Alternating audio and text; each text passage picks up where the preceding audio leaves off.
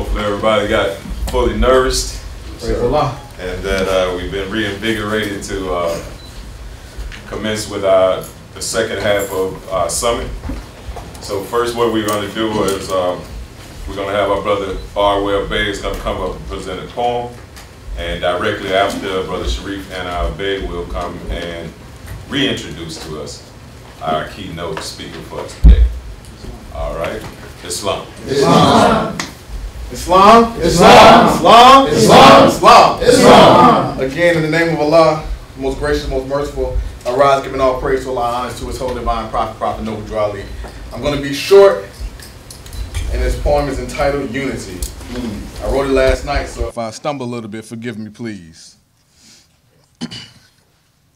My brother said, the gifts of the understanding are treasures. And while we take our tools using that square to measure our lines, let's go back in time to a land of fleshless things, a time when unity wasn't just a dream, that time in between. And yes, it's ironic, and I don't mean to be so subatomic, but sometimes big things come in small packages. Yes, what I'm actually talking about is a time when time was absent. Time never was when man was not. And on the plane of soul, fleshy eyes can't see the firmness, the fineness of the knot that binds us all.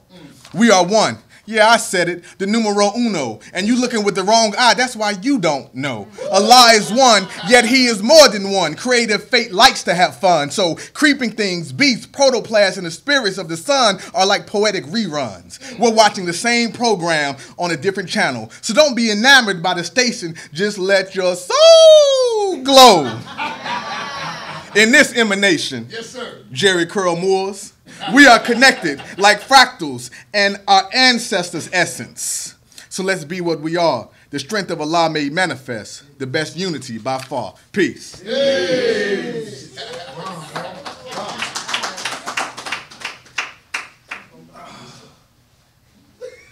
Oh, Brother Sharif Bey. Real funny, real funny. Islam. Islam. Islam. Islam. Islam. Islam. I want to first rise and give praise to Allah. I want to give honors to His prophet, Noble Drali. I want to give honors to the forerunner, the brother Honorable Marcus Mosiah Garvey. I want to give honors to the Moorish Science Temple of America. I want to give honors to all past and present leadership of the Moorish Science Temple of America. I want to give honors to my comrades in Ali's men. And I want to give honors to everyone here today. Islam. Islam. This is amazing. You know, those of us that helped put this thing together, you know, we did it in a very, very, very, very short time. And we're all in awe at the vibration and the spirit present in the room today. That's right. You know, we really, really are. So I am not going to be long at all. One of the big treats about our upcoming speaker, one of the big somewhat surprise treats, you know, we already know, I mean, her scholarship in the ethnohistory of our people and how powerful it is because she independently confirms what Prophet Noble Drali was teaching in 1913. Wow. When we first talked with the sister a while back,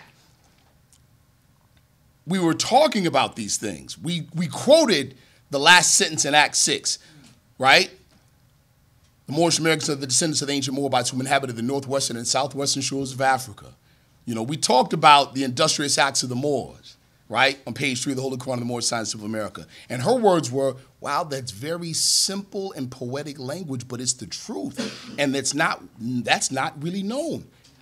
I'd like to meet this man. We were like, that's impossible. He passed forms in 1929. She said, well, that's impossible. We were like, what do you mean? She said, this knowledge was secret and held back from the outside world.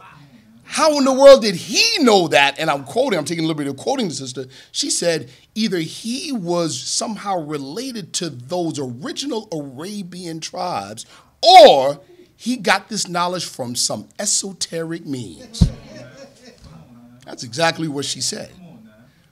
She can tell you herself that her work and her research of 30+ years is now being greedily snatched up by advanced academia all over the world. Because it's now, among other things, her research is solving problems that they couldn't solve about their own histories. But here's the kicker. who is this stuff about? Her presentation is on the ethnohistory of who?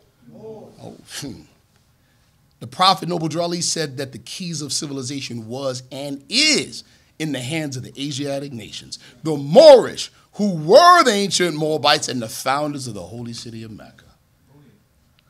Our sister, Sister Dana Reynolds Marniche, is an expert, over 30 plus years of research with various tribes and ethnicities in West Africa. So she has the first-hand ground level experience on these matters. She's not taking somebody else's word. How many of you are familiar with Ivan Van Sertima? How many are familiar with his work? How many of you are familiar with the fact that Ivan Van Sertima quoted our sister Dana Marniche? She was one of his references. I'm not going to say anything else. Without further ado, please welcome to the podium Sister Dana Marniche. And to get my number, because he wanted to find out where I was getting my information from. He also wrote a book called The Curse of Ham, which is about, actually, it has a lot of Afrocentric stuff in there, so I would recommend anybody who wants to also get another academic view to get his book, The Curse of Ham, by David Goldenberg. So he's also endorsing a book which is coming out called Fear of Blackness, which is was published by the Academic Review, West Africa Review. So they're now publishing that as a book, not the thing that's on the blog, on my blog stuff, but another paper that talks about the relationship between the Berbers and West African people and their background in not only Islam but Judaism.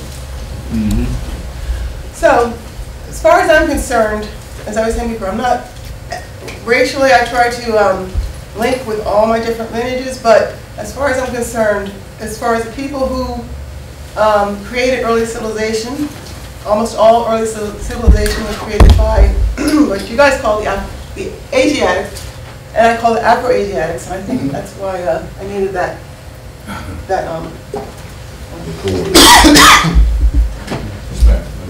Good. Okay, so let me get quickly started because I think we only have an hour left of us. Right? You got time. You got time. All right. Okay. So what you see here is, I don't know if you can read it, but Anatolia. This is a rock art back, I guess, maybe 5,000 to 7,000 years BC. Okay. And of course, these kinds of paintings are found all over Europe and Asia of black people. Or Asiatic people. Be comfortable with Sister Sylvia. Well, we know what you mean. We know what you mean, sis. So this is an Omotic or Afro-Asiatic speaker, meaning they speak the original languages of the Afro-Asiatic language group, which is so-called Cushitic Semitic languages. The Semitic language is no different than the Hamitic language group, or what used to be called the Hamitic language group. So they made the whole group they now entitled Afro-Asiatics. Okay, so he's doing that, and you can see that's something that comes from way, way back. And you also see the same thing among the dark-skinned Arabians, but they're jumping over camels. So, and they claim to be from a group called the Az. Let me make sure that.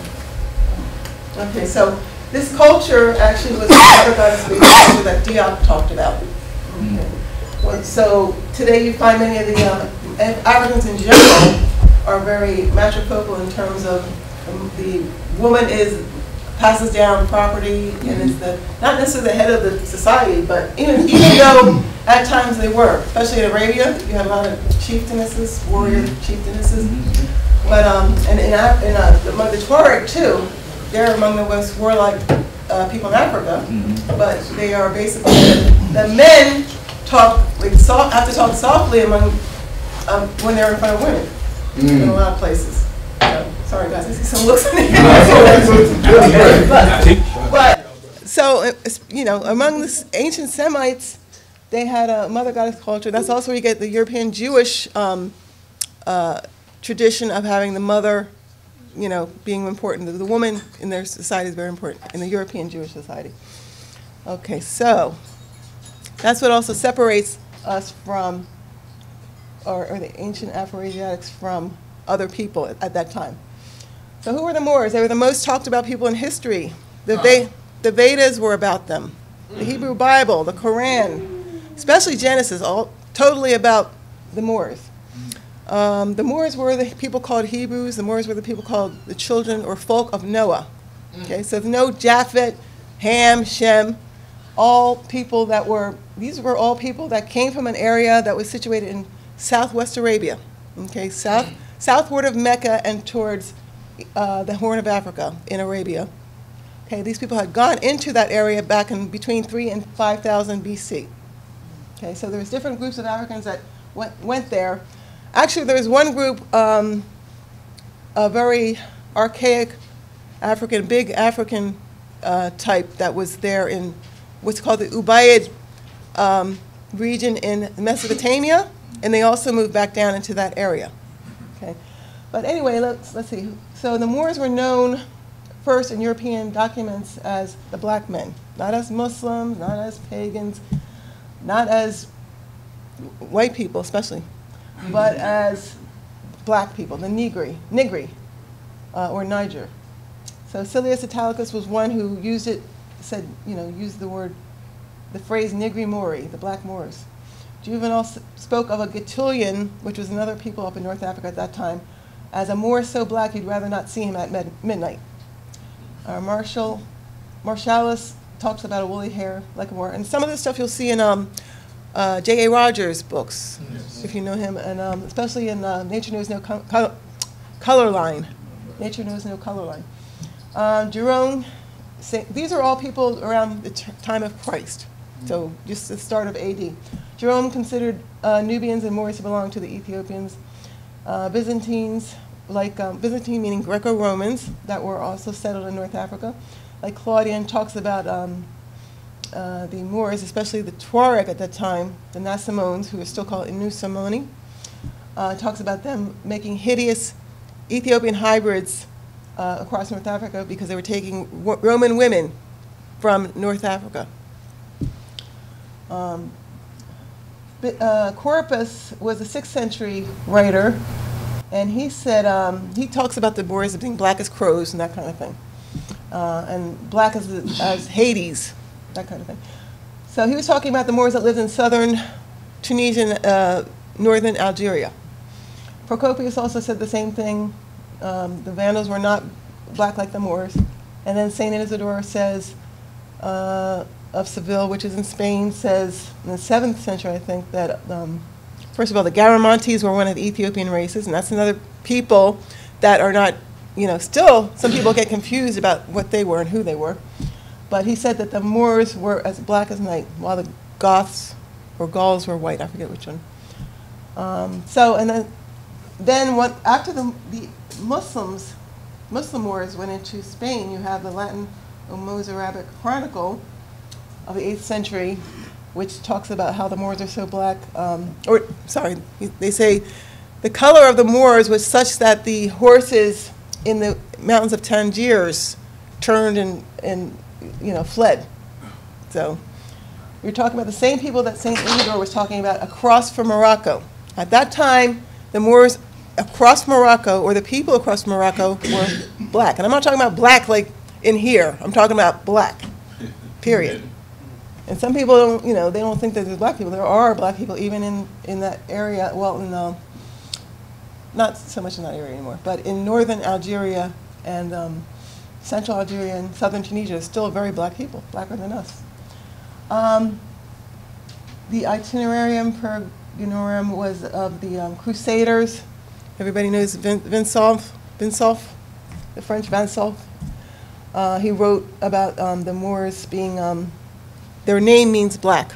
Okay, so he wrote about the Moors being black as well, up in 3 different places, as well as the Saracens being black as soot. Okay. Oops. Okay, so the Tuareg are an example of the Moors. They're not the, people like to focus on the Tuareg because they're tough people up there, but they're not even the major Berbers that were up there. But let's see. If you notice the veil they're wearing is because they used to be Magians. A Magian was somebody who worshipped the fire. And Magi comes from an Ethiopian word meaning priest. So these people were supposed to have lived, according to Ibn Khaldun, in the Rif area of Abyssinia before coming to North Africa for centuries.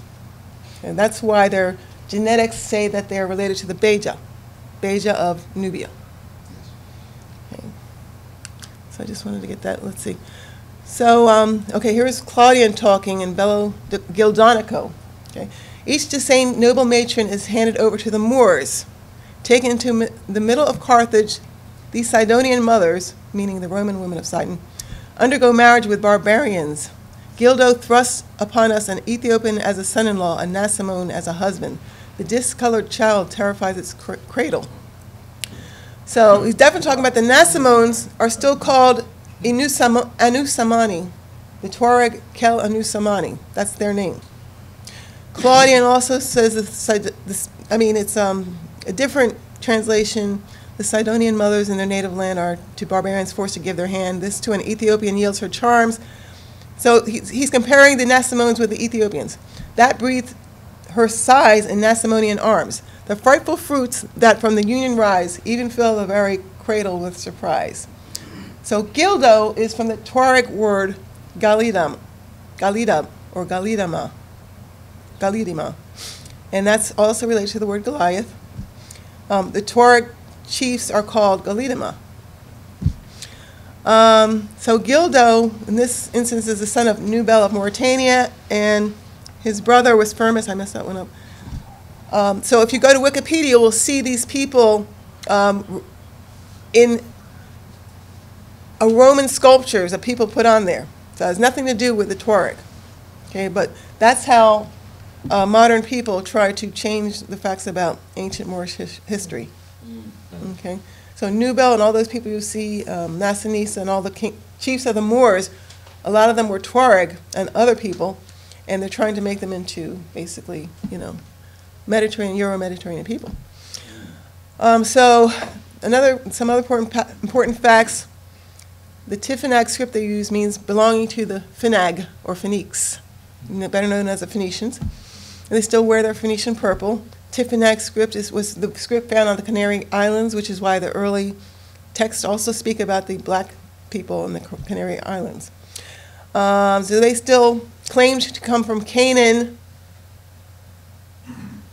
even when the colonialists contacted them, when they first contacted them. That's where that tradition comes from them, not from some other foreign people, from them. Ifrakish is the name of a king of Jericho. Traditionally, Ifrakish, otherwise called Farik, son of Ham, otherwise called Afarik. That's where the name Africa comes from. Okay, and the name of the Tuareg tribe, Iforas, otherwise called Kel Ifrouan, is where that name is related to. So there were Jericho. See, I should have said this in the beginning.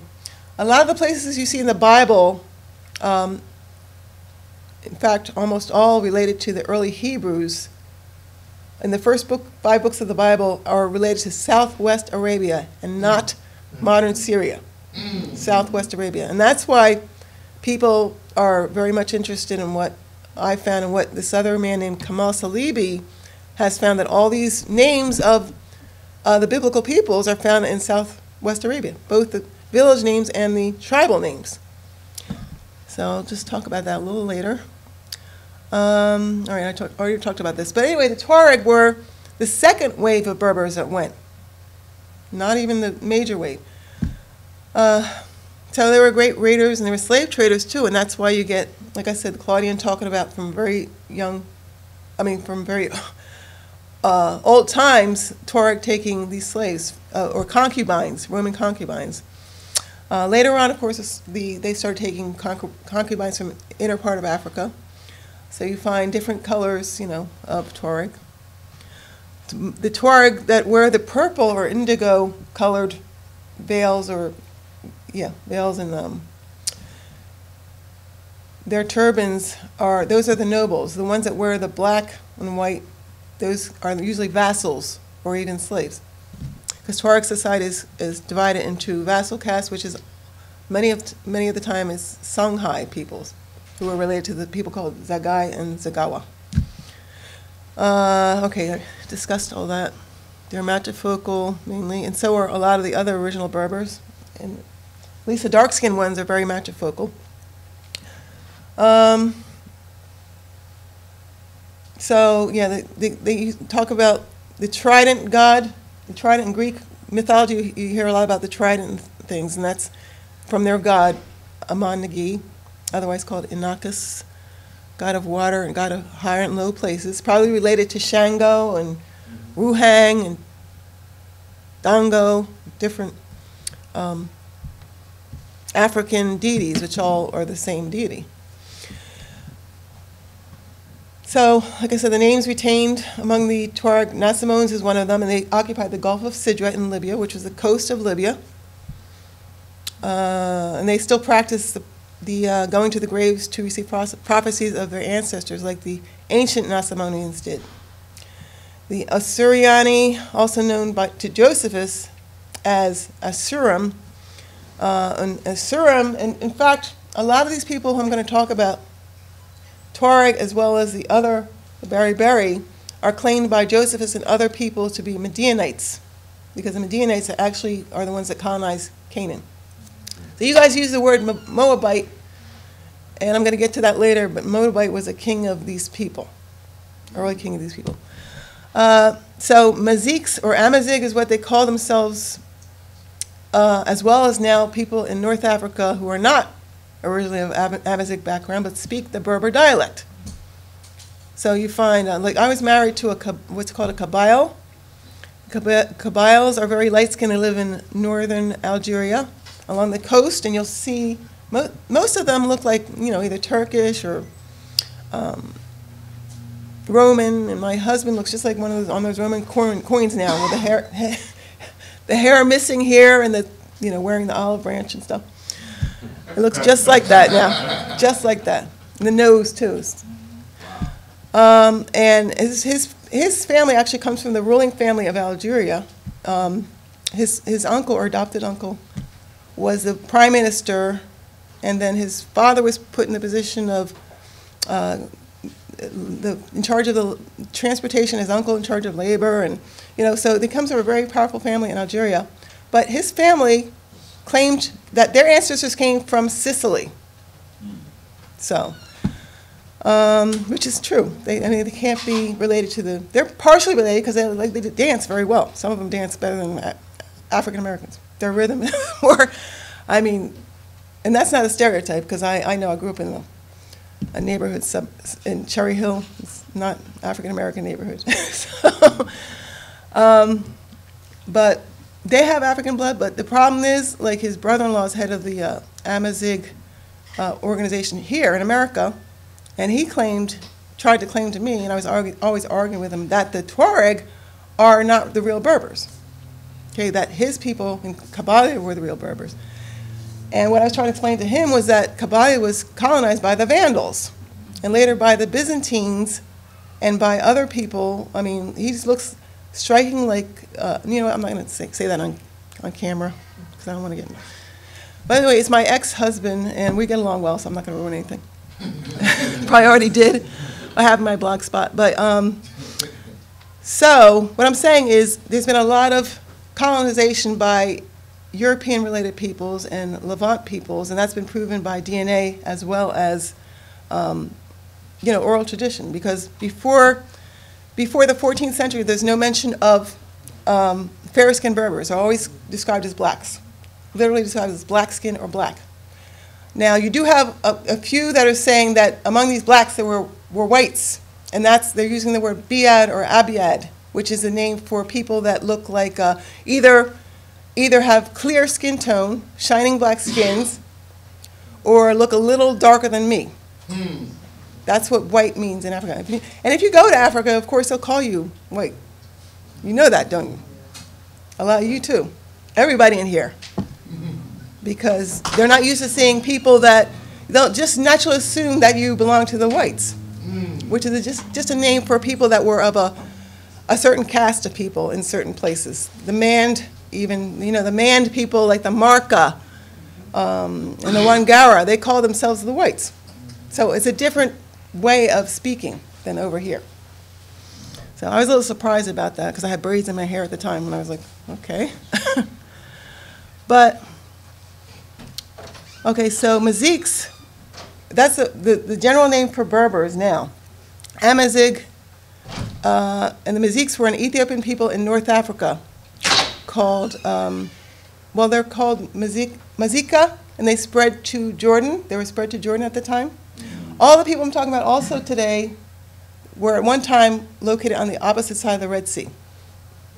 Okay, so that's why they say Mazika was son of Canaan, son of Ham, son of Noah. Yeah. Oh, I thought you guys would have known that reading my blog. So most Berbers claim descent from Mazig. And Ibn Khaldun, so-called historian of North Africa, or of history, of Muslim father of history, said that Berbers from Mazig, son of Canaan, son of Ham, and from the Philistines, related to the Philistines and stuff. He also said that he said that the Berbers, most people in his time thought that the Berbers were black from a curse. So we know that, definitely. And the word, sometimes people try to say that, well, they didn't really mean black when they said black, but that's only in the European dialects. In Arabic, black means black. Okay, it doesn't mean something like olive skin or whatever, or swarthy. Okay, so I talked about the Iforas, who live still in Mali and Nigeria. They once inhabited Tunisia. They came from actually the Assyriani. The Assyriani, as I was trying to say, or Asurim, were brethren of the Medianites, the Lahumim, Latushim, and all these people that settled in, according to Josephus, Chaldaean Ethiopia, which was the area of the Horn of Africa. So the Tuareg are the people who founded the Almoravid dynasty.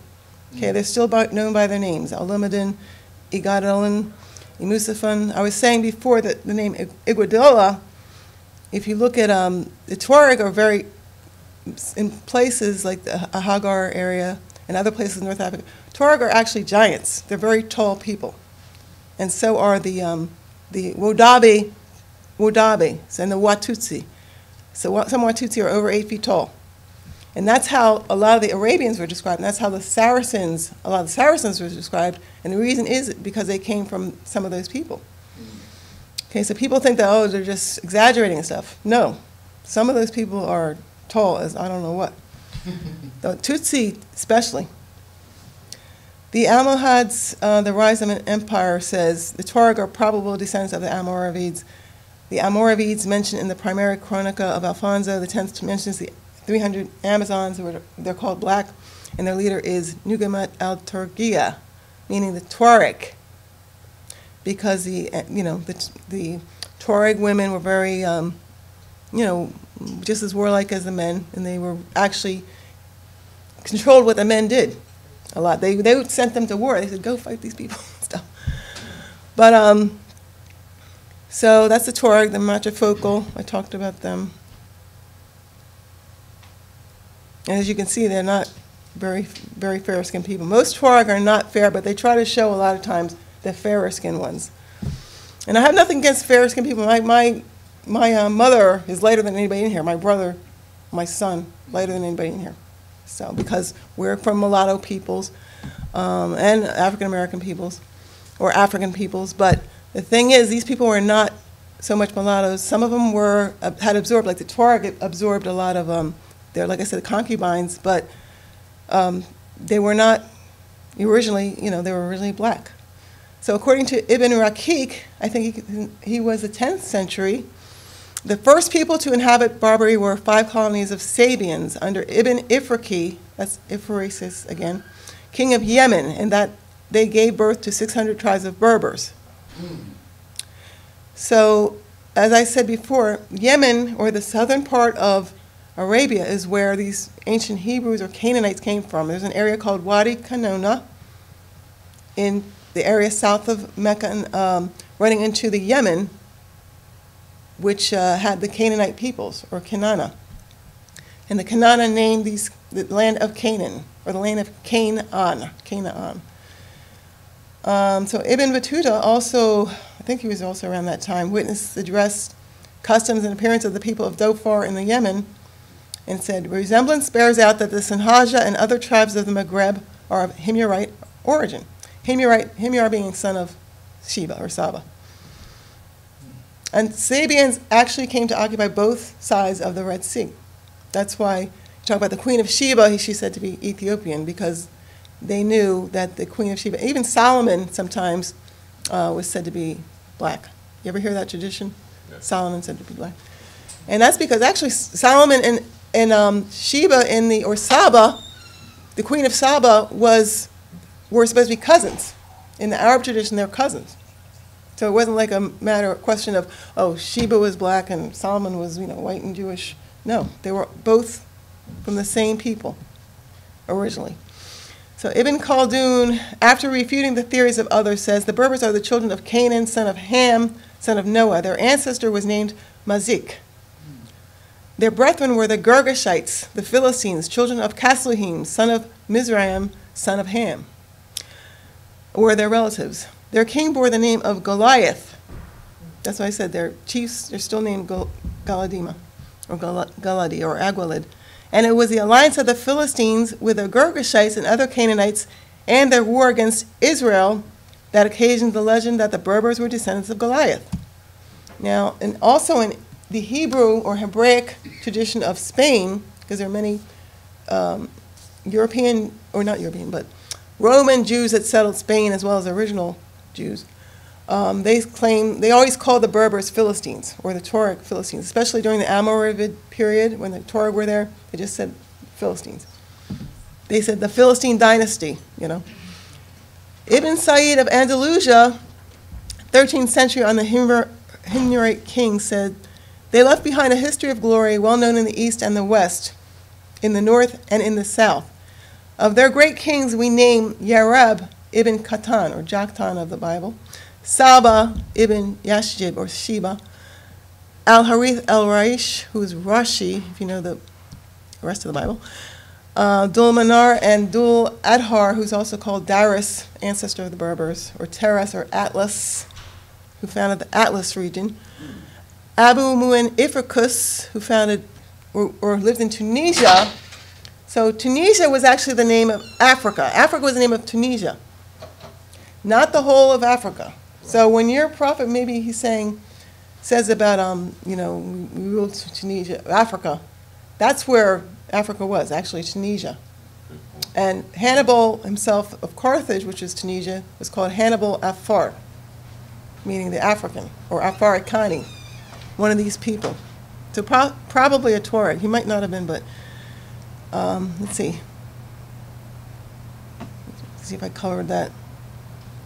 So Ifrouan, like I said, was supposed to be king of Jericho as well as of the Himyarites, because Himyar or Hamor was the first king of Canaan. So anytime you're talking about Genesis, you're looking at the Canaanites, just know you're talking about the same people that the Berbers are talking about, or the Arabs are talking about. When they talk about Himyar, that's Humer or Hamor, king of Canaan. So Ifrouan was a Midianite. He was son of Midian, and Iforas was also called, it's mentioned by Josephus. He married Hercules, who was the Phoenician of Canaanite Melkarth, the god Melkarth, and Berber ancestor Harith or Harik. The Torah called their ancestor Harik, who was a descendant of Mazik.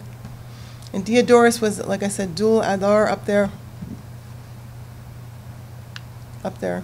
There's Diodorus, who Josephus talks about, or Darius, ancestor of the Berbers.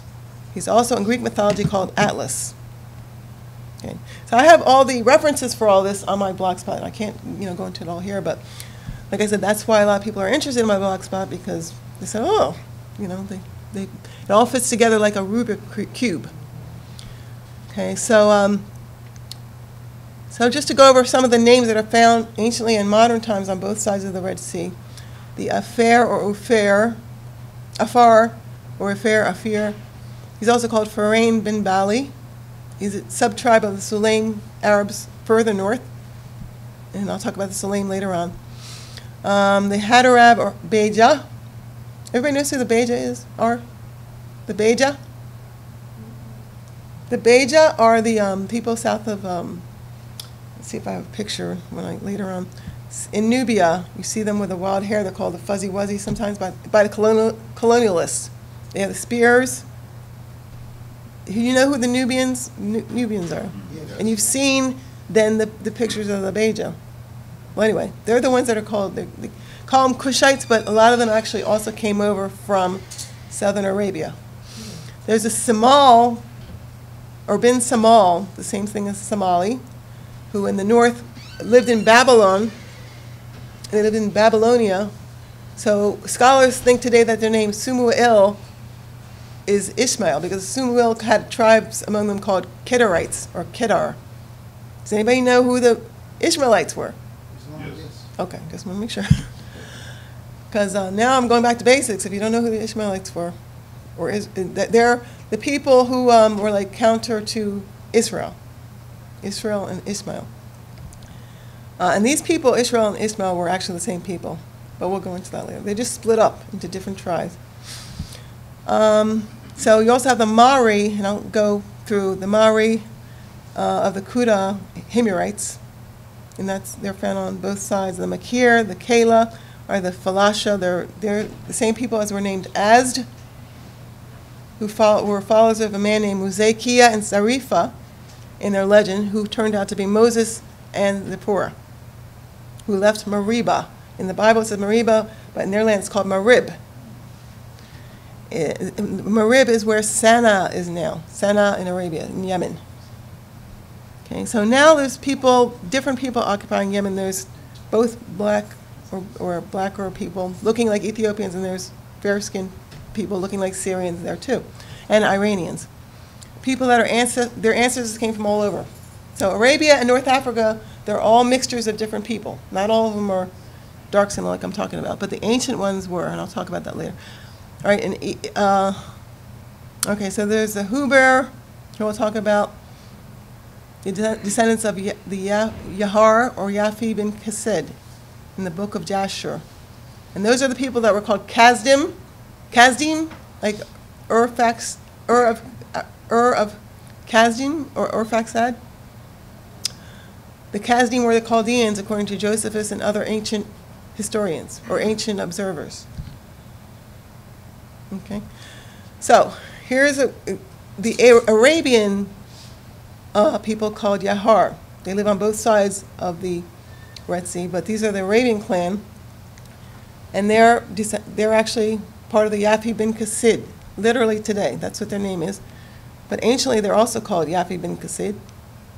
Their brethren in the book of Jasher, or Jasher, are called Ben-Ani, who are also called Benjamin. So the Benjamin tribe of Israel. Okay, so that's where that comes from. Kased is in the first part of the Bible. I think they're sons with Aram and Nahor and all Terah and all those people. So, and you have to understand too, the Beja, if you don't know who the Beja are, it's very important you know who they are, because they're called by the Arabs, the Hadoram are called the folk of Noah. Okay, meaning Noah was called Al-Jarhami, or Al of the Hadoram tribe. So here's the Yahar of Somalia. And as I said, they're the people that are called, is Sharif in here? No, he wanted to hear about the Chaldeans and stuff, okay. But anyway, these are the same people in Somalia. Yahar, Yabir, or Hubir, and that word is actually related to the word Hebrew. They're just called the Jews. They're discriminated against because they're among the last people to turn, they never turned Muslim. And originally, Ethiopia and a lot of these places were completely Hebraic. But then when the Muslims came in, they turned them, and some of them remained Jewish. That's how that worked. Or Hebrew, call themselves Hebrew. So here's something you could read online. It says the Yabir, also known as the Yahar, are a small clan of Somalia subsisting as itinerant soothsayers and magicians. Itinerant soothsayers and magicians. Soothsayer meaning someone who could tell, the future and stuff like that. Centuries ago, they levied astrological taxes and practiced an amalgam of Judaism and Islam. Now, astrology was one of the main practices of the Chaldeans. You know about the Chazdim or Chaldeans? They were specialists in magic and astrology and fortune telling, that kind of thing. So there's a whole book called, I think, Magic of the Chaldeans, or that they wrote. That people, actually, that book is where we get modern hermeneutic tradition, Chaldean magic. So there's somebody you might want to study. If I don't get there first, you might want to study them. So they're knowledgeable in what's called fall, fortune telling, 6-year, black magic, and exorcism. So they're basically very spiritual, powerful spiritual people. Originally, all of these people were like that, but like I said, Islam of the Middle Eastern tradition came in and wiped a lot of that out. You weren't allowed to do that stuff because of how it was, how powerful it was. So they're the people that make up magic amulets to place around newborn children. And I'm just talking about your favorite subject, but it's over now. But, so when they talked about the Magi coming to the newborn Jesus, that's who they were talking about, the Chaldean Magi, come to bless the child. Okay, so Sharif, I was just talking about how these were the Chaldean Yahar clan of the Yafi bin Kased or Kazdim, and then I went through and showed them, and we're talking about what all their practices, Chaldean practices. Yes. Are they the same people as the Persians? No, but I'll get to that later. Persians were also Asiatics. Originally, but then Scythian people came down into their region. Now Persians, I know what you're getting at, the Persian Magi, yeah. So they're kind of related people, but that's a long time ago. That's why the Greeks always confused the Medes with the Midianites. Okay, because originally they went up to Syria and then came down through Anatolia into Iran. That's how old these people go, way back into, well, anyway, I'll get to that. So Magi in Ethiopia means priest. They're also known anciently in Asia as the Halybe or the Hittites. Wow. And you'll see that in Diop's book, the Chaldeans and Halybes and Hittites are the same people. And now I'm going to show you how they're still called by the same names today. Okay, so the Berbers I was talking about are the ancestors of African Americans, both the Tuareg and the Berber. The word Berber comes from the Beriberi, or these people called Songhai, Zagai, Sugai, Isuagen, Zagawa, and related, or Zagwe. Okay, so the Beriberi were the same people as the Berbers and the same people as these people who were brought over to America and thus were called Berbers in the so-called, I guess it's factual, so I shouldn't say so-called, but the Negro legal document of South Carolina talks about the Berbers and how they were the Negroes were the ancient Berbers. Remember, it says that. And somebody in one of the Moors found that out, actually. I know that, because I took it from them. Was that you? No? Okay. Okay. Somebody a long time ago found that out, and I took that. I said, I ran with it because it just confirmed what I've been saying. So the modern Zagawa, or Beriberi, call their smiths Halybe, which means ironworker or blacksmith, and it's the same word or root as Hittite. The sons of Heth, or Hadi, it's H-A-D-H in Arabic. Modern Yabir in Somalia are also known as the Hada, which now connotes sorcerers. The book of Ezekiel states that the mother of Jerusalem was a Hittite or Hethite. And I'll talk about that later, how the Sulaim tribes are the same people that were called Hittites also, and Salma or Kenites. And if you look in the Bible, if you know the Bible, where the Judeans come from, that's where they come from, the Kenites. Okay, so that's why these people, the Zagwe dynasty of Ethiopia, were Jews. The Agau are still Jews, or the Falasha came from the Agau. And they call themselves Kala, which I was talking about before, was the name of the Arab people that settled in Mecca after Moses, fled that area. They settled in Medina. And they were called the Ansar, or companions of the Prophet. Khazraj, Kaza, or Kuza sometimes, and Aus, or Uz, the word. So anyway, then I'll have to talk about Ubadah bin Samit, who was the leader that went into Byzantine Egypt. He was a giant black man, because the Khazraj and the Ansar were giants, black giants. And this, you can also find some of this talked about in the book, the new little book that comes out by Tariq Berry. I forget it, The Unknown Arabs. Okay, he actually quotes me in there, but and it has a lot of stuff that's wrong in there. But he does have references of the people in Arabia that were called black, and he's the one that brought out the information that to say Biyad, or white, among Arabs was not the same thing as what we call it. They literally said in their dictionaries that it does not mean does not literally mean white. It means such and such, shining skin one. Not. I'm still surprised you guys are.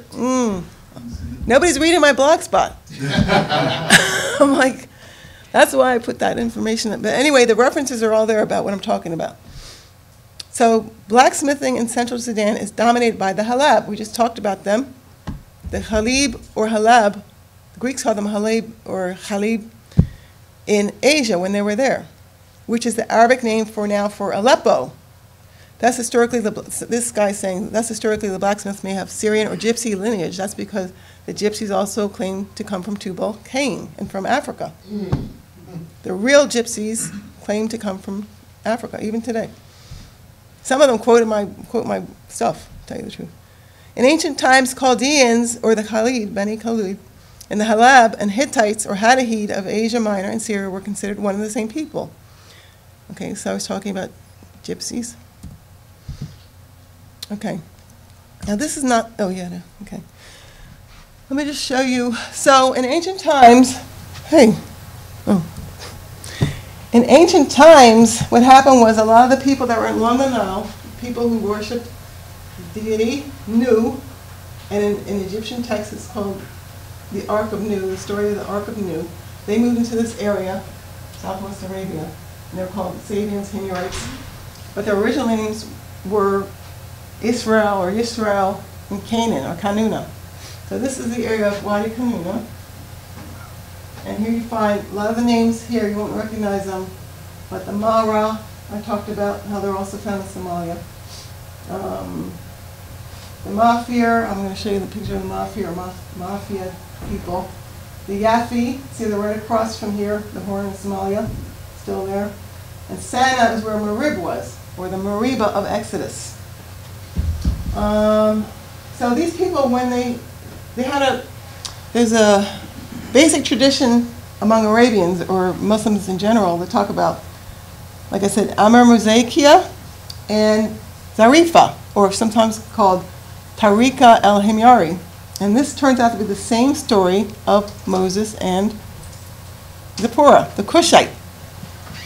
Now she's called Cushite because the name Cush comes from the river they settled on. It's called in the Bible Kishan, and the people are called Kushan or Jakshan.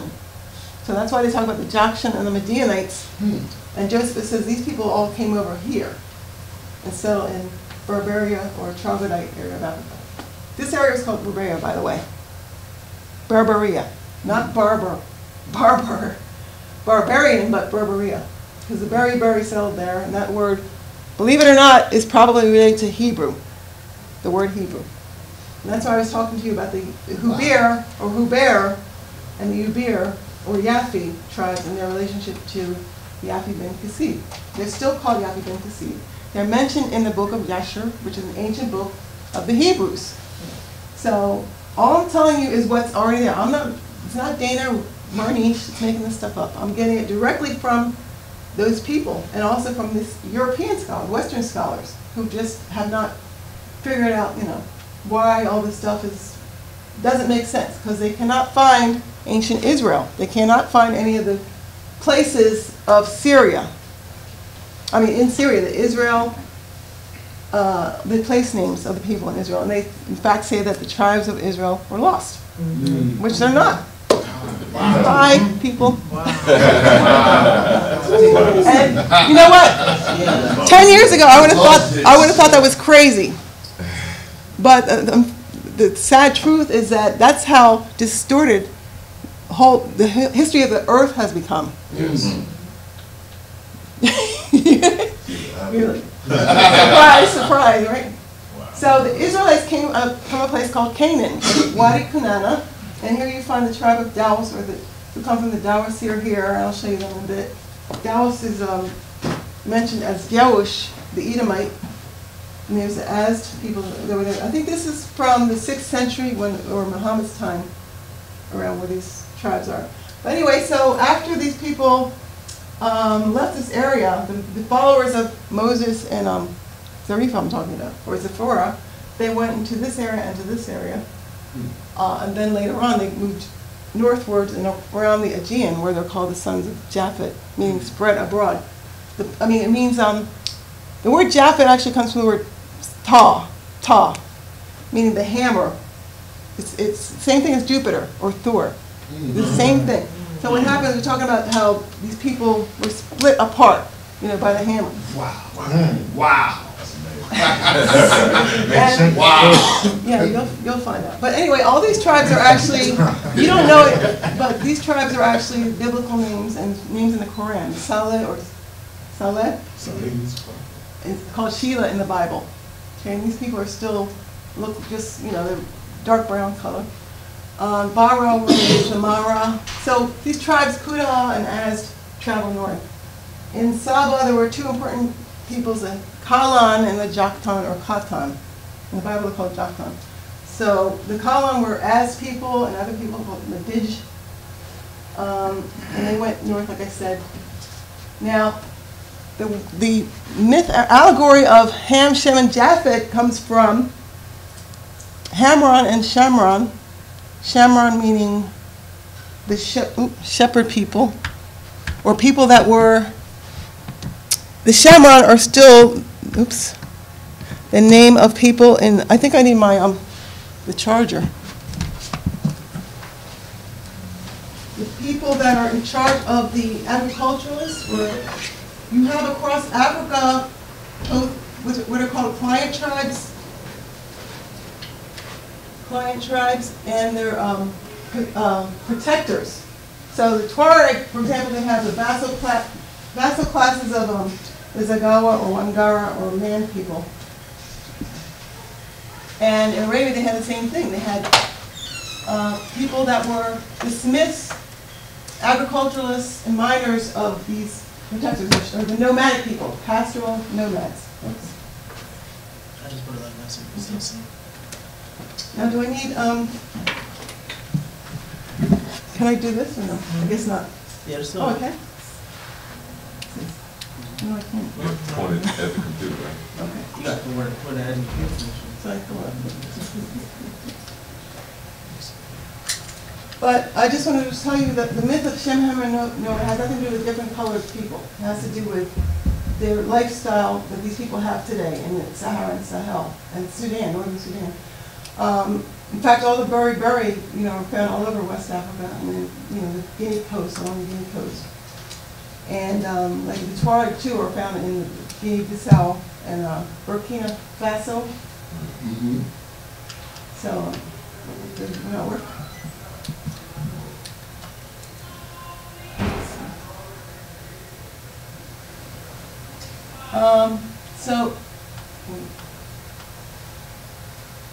Well, anyway, so I was trying to make the point that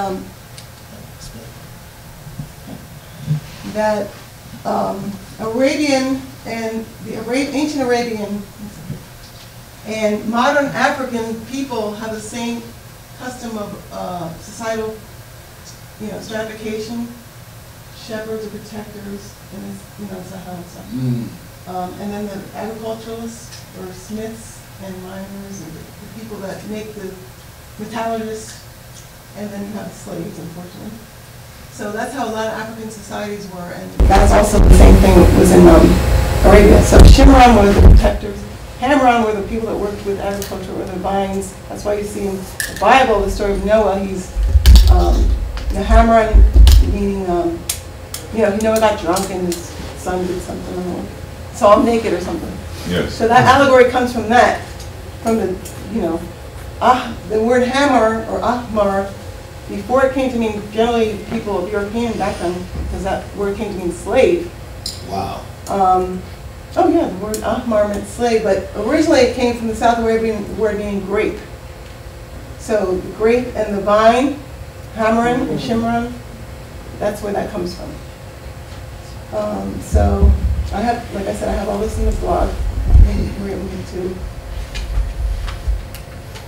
Okay, so this is a tribe in Israel, modern Israel today, called Canaanite. If you know anything about the Quraysh came from the tribe of Canaan. Mm-hmm. So Canaanite are also related to people called the Hudhail, who are located between Mecca and Medina. They look the same. They were said to invite colonialists to have shining black skin. And that's in the sacred part of, it's called the Haram, the sacred part of Arabia, between Mecca and Medina. So when the Chinese explorers visited, they said they saw the people there and they were all of a dark, very dark purple color. So that's why also when, that's the area of Sulaim too. Sulaim in Mansur, that Al-Jahiz talks about. So when they visited that area, they saw very dark-skinned people, as black as lava. That's what Al-Jahiz says, as black as lava. And those people happen to be related to the same people that were in Central Arabia, or the Najd. All the tribes that were in the Hijaz were in the Najd. So in the 14th century, Ibn Khaldun considers this area Sudan. Bilad is Sudan. That's part of that. So all these tribes I'm listed here are related to the Kuda and are the Midianites. If you look in the Bible, you'll see that the names Shimron, Kenite, not Kenites, but Chald. Anyway, I'll tell you when I'm bringing them up. So if you look at the book I was talking about, The Unknown Arabs, there's a video about these people. I got this, I think, in the video. They're living in the Asir region near, which actually this area was called Israel before. But now it's called Asir. And in Tariq's book, it talks about how the tribe of Abs, or who are actually called also Yabs or Abs, they say there was an eyewitness observer back in the medieval time and said, oh, I see black men stamping, talking about the Abs. I see black men stamping their feet with spears. So these are these people. But the word Yabs, according to Kamal Salibi, who wrote the Bible of Arabia, is the word Jebusite. So Jebusites actually founded Jerusalem. And that's important because if you know anything about the Salimi, the Tacitus spoke of, the Salimi? No. So I must have been doing a lot of research back in the day, in the 80s that a lot of people weren't doing. But I used to read J.A. Rogers, Yes. Sheikh Anta Diop. There was a man named Hansberry, Leo Hansberry. If you read those books, you'll see a lot of this information.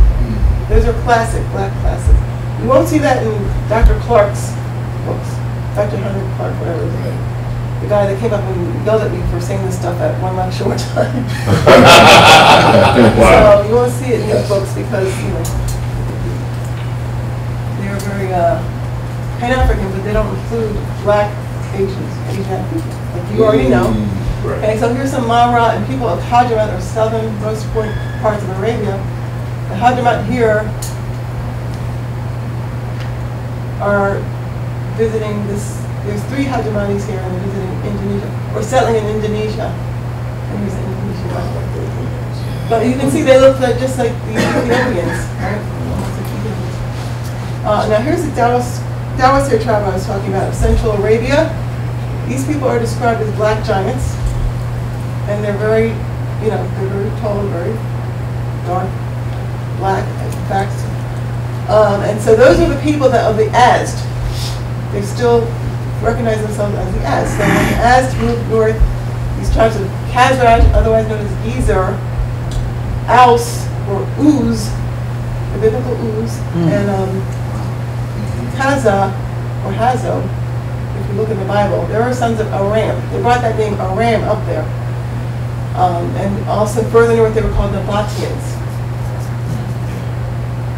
So they live in a place called Falaj el-Falaj, which is the land of Peleg. If you know in the Bible, Peleg was a son of Shem. Right. Okay? And the brother of Katan. So, today there's still among the certain tribes up in Jordan, up in Israel and Sinai, and as well as around Mecca and Medina, black or near black people that have the tribal names of the ancient Sulaim. Does everybody know the Sulaim? Banu Sulaim? No. Okay, well, they're very important because Al-Jahiz, a 9th century author, speaks about them, as well as a Kurdish author who talks about the black, the being black. So they're supposed to be black as lava, but they extended all the way to Syria. And there were actually people in the Bible called the Salma as well, Salma or Shalmai. And so that's why, and you hear, their book was called the Psalms.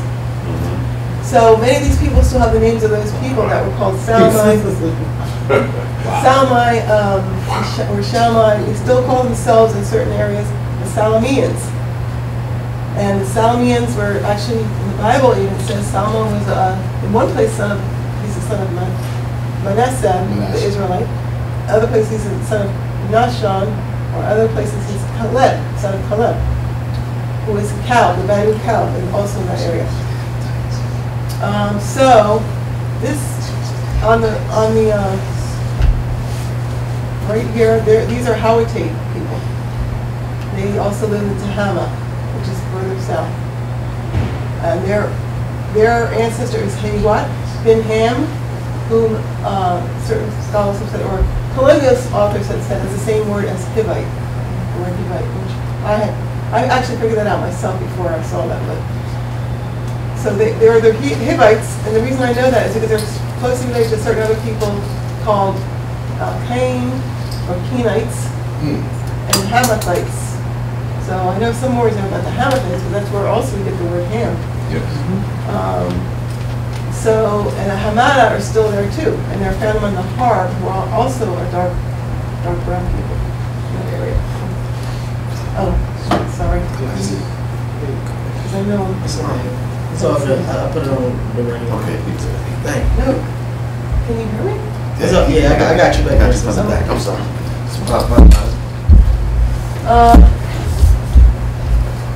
So let's see. It says.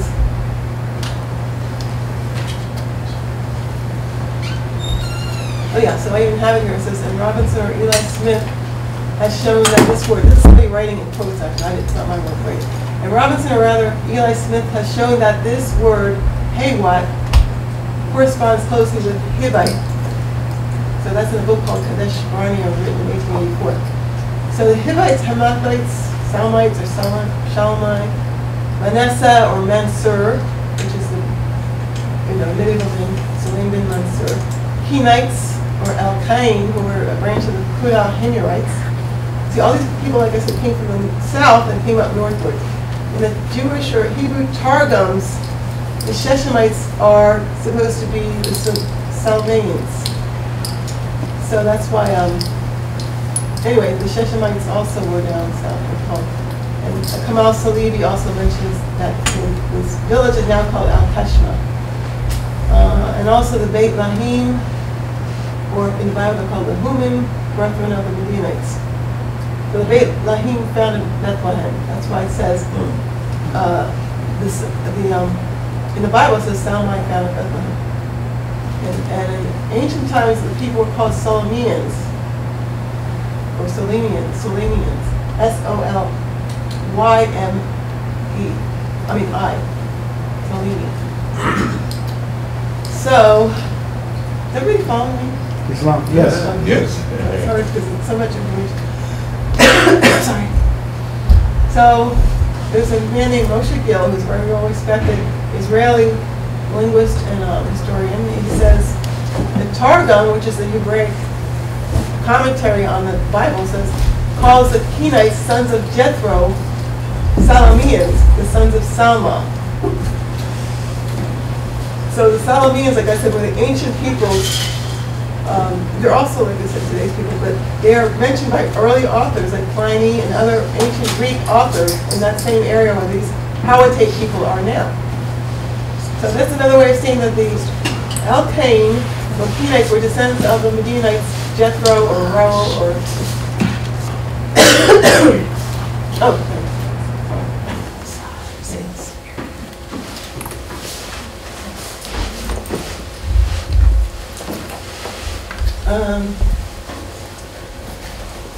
So Joseph considered the Canaanites the people of the Shishimites. I already said that in his Antiquities book 6. So every time I say something that these people are related, I'm getting it from one of those people. I'm not just making that up. I'm not assuming it. Genesis 34 describes the Hivites ruling the region of Shishimite. And now, when we're talking about that region, Canaan and Edom and all those places, we're talking about further south. And they just came up north together. Further south, there were 4 Hivite towns. Gibeon, Kephirah, Yerim is where you saw the Kasib. There's Kasib, Yapid and Kasib. And Shechem was son of Manasseh, as well as Hamida, which is also a Harp tribe that were described as, very dark. Actually, chocolate-colored people.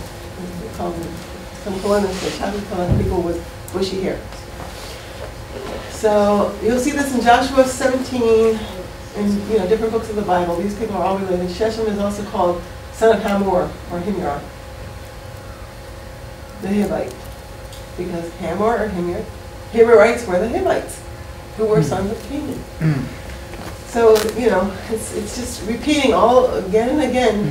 Each source is repeating the same thing. Another brother, let me see if I can, is Halek. Another brother of Shechem is Halek. I can't show it, but son of Manasseh, and he's in the Hawatite also have a branch called Halik today, which is the same word. And they also have the Sulaim tribe there's one Sulaim tribe was known as a Hubaib, which was Hobab, the Kenite. And Hobab is also, I think, the brother of Moses.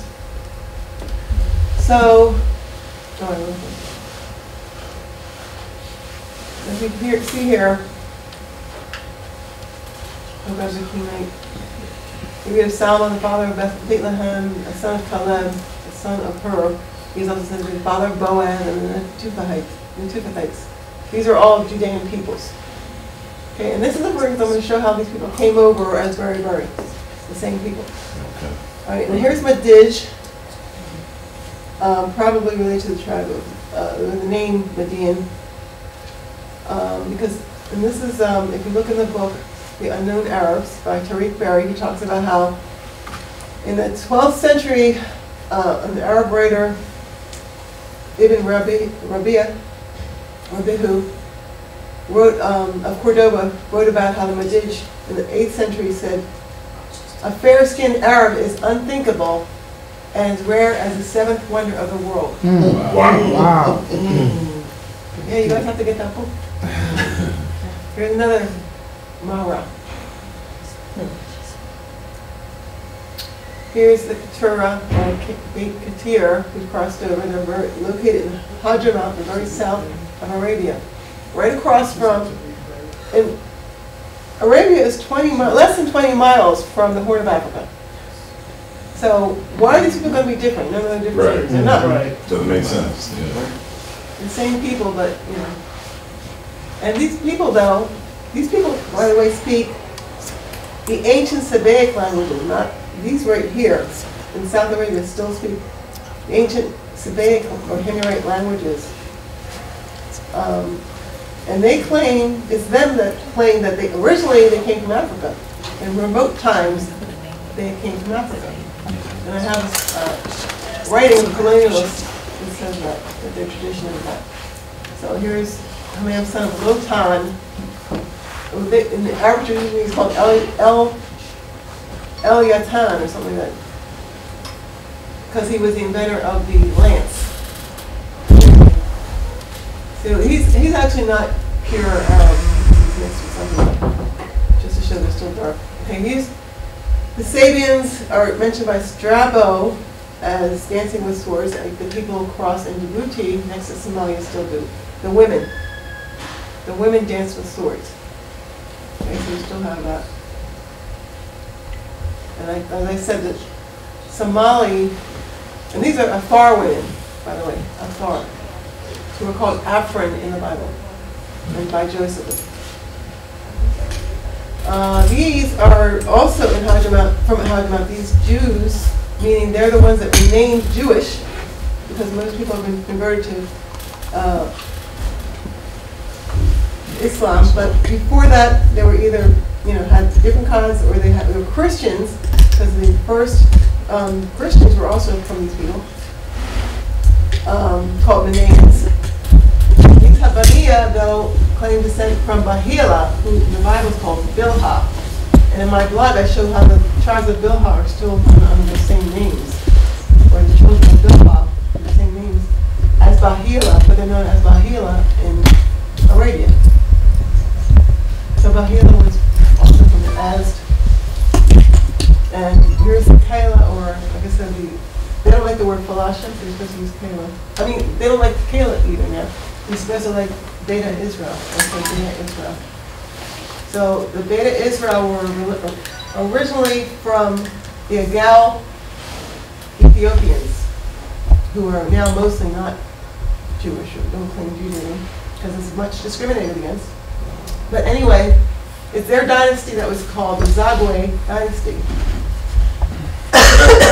Now, I had a friend that was from Hadramaut, who was just like an Ethiopian, but his parents were killed in Israel because they thought that he was an Arab. Wow. But he told me that the Judaism that they practice is Kabbalah. No difference. So these people are the As that I talked about that were followers of Amar Muzekia and Zarifa of Marib. And Marib was built by a man named Lukman, or Lachman. Lukman, if you don't know, in Western tradition, he's called the Ethiopian, the woolly hair. Right. They think that Aesop's fables were originally from him. Yeah. But in Hebrew tradition, he's also called Balaam. And he worked for the Moabite Balak. Wow. Now here's the Mafia fishermen I was talking to you about that were Himyarites. So when in the 15th century, the Chinese came to visit this is Hadramaut, it's not the Hejaz, but Hejaz is where Medina and Mecca are, the holy sites of. That's right. That's right. So when the Chinese adventurers came there, Zenhei's admiral took notes and said, the limbs and faces of the people between Mecca and Jeddah are of a very dark purple color. And they were very extremely religious, and they went veiled at that time. The women went veiled. Oh, that's 13th century. So this was called the description of the country of the heavenly square. That's what the title of his work was. Heavenly square meaning the Kaaba. Kaaba. And Beit Ketur, who are Keturah, ancestors of the Midianites in the Bible. Wow. So they're very much involved in incense trade, which is most of the incense trade in the world is found in this region, especially in Somalia. The foremost incense traders are the Afar Midianites. These are Afar. They're also called Danakil, from the name Enoch or Anak, the brother of Ifrouan, Midianite. Now also here, these people are located in Oman. There are also people that speak, ancient Sabbaic dialects. but Strabo calls them Garaeans and said they were actually descendants of the Chaldeans that were pushed out of Babylon. So a lot of people, most scholars don't try to connect those two, the Kara and the Garaeans, but they're the same people, and they practice different practices. Believe it or not, I don't. This might be embarrassing to some people, right? But in Africa, there was a tribe you might see have seen National Geographic sometimes. They show them, and a lot of people. It seems like they're kissing the private parts of a cow or cattle or something. I don't know if you've seen that. But what they're doing is blowing up the sexual organs of the cattle to produce milk, and that's what they do in the Kara country as well. And they're also very matrifocal.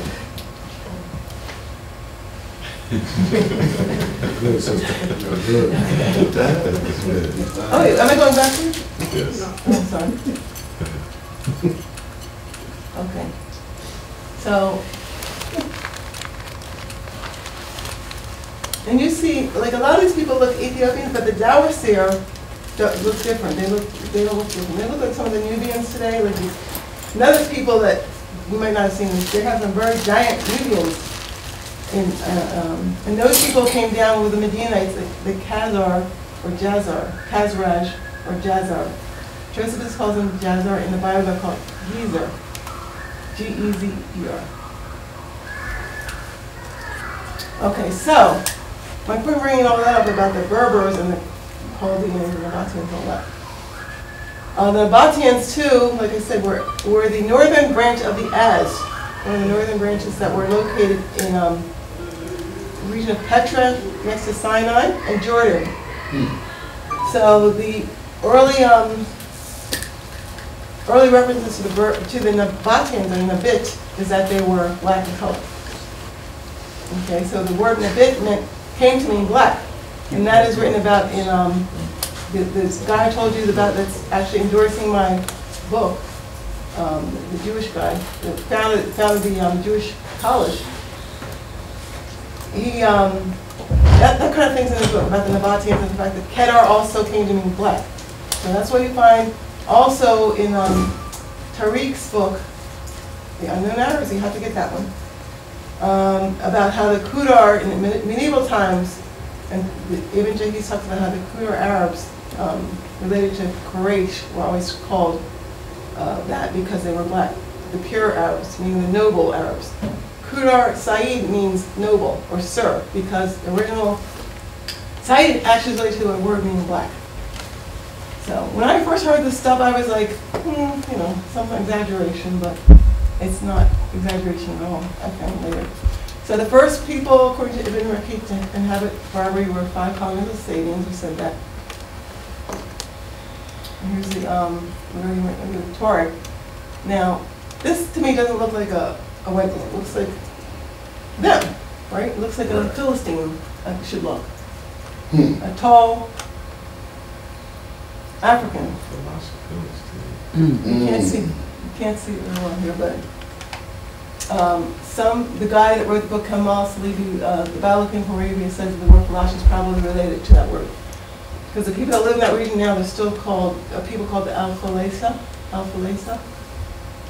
So Philistine, which is what they were called, a Philistine, the land of the Philistine, Falasha. Okay, so here's the Berbers of the part of Morocco and south. Masmuda and the Sanhaja Berbers occupied that area. The Masmuda are also called black in the 14th century by Abu Shama, a Syrian, by Ibn Butlan, an Iraqi in the, I think, 9th or 10th century, and by a Persian named Nasir Israel in the 11th century. And this is written about by different scholars, even Israeli scholars, that the Masmuda Berbers, who were Berbers along the coast and in the Atlas, were described as black and black skinned. So the Masmuda, by the way, founded the Almohad dynasty after the Almoravid dynasty. So let's see. And I told you that Maziks were described as an Ethiopian people in Roman times, but the name has been adopted now by all Berber speakers. Nationalists, usually nationalists are the northern people that are fair-skinned and are not really, don't have really that much Berber. Okay, so apparently the Targum, which like I said is a Hebrew commentary, European Jewish Hebrew commentary. It says Mazig, which is a translation of the biblical ancestor Dedan, son of Sheba, in the Targum. I don't know what the reference for that is, but I'm going to put it on. So again, we have another, Ibn Khaldun said, the son of Time Allah. Time Allah was a god of Nabateans and other Arab people. Wow. The son of Mazik, who are mentioned in Nabatean inscriptions. The son of Canaan, because all these people came from the Wadi Canalna. Yeah, it's a shame, isn't it? The son of Cain. All right, so I talked about this already. The word Amorvid comes from, is related to Marabu. Yes. So men of the Rabat, a fortress. And they still have, like I said, their names, Al-Ramadan, Gadol, and Masufin, the Masufa tribes. All right, so here's Tuareg of Libya, Tuareg of Niger. They always have the camels, while the Zagawa are very always have the horses. They were horsemen. But sometimes they have camels. So this guy actually is, I think he's based here now in America. Either that or his company is based here. He's a smith, and he's also 7 feet tall. And it comes from a very ancient clan of Tuareg that do smithing, or silversmithing, which was it was one of the specializations of the Jewish people, the original Jewish people. So I think of one European Jewish people too. And here's another smith at the side. And like I said, they usually don't wear the indigo veil because they're not the noblemen, they usually wear the other types of veil. So the Zagai, or the caste of Tuareg or Songhai, don't wear, like I said, the indigo, but they're Tuareg just the same. And they also went up, of course, into Spain with the noble caste. Okay? So these are the original Berbers that came down from Morocco that really made up the Masmuda. And they're called Bafur, or in ancient times the Muri Bavaras. Okay, so they're also known in Africa Soning or Aswanek.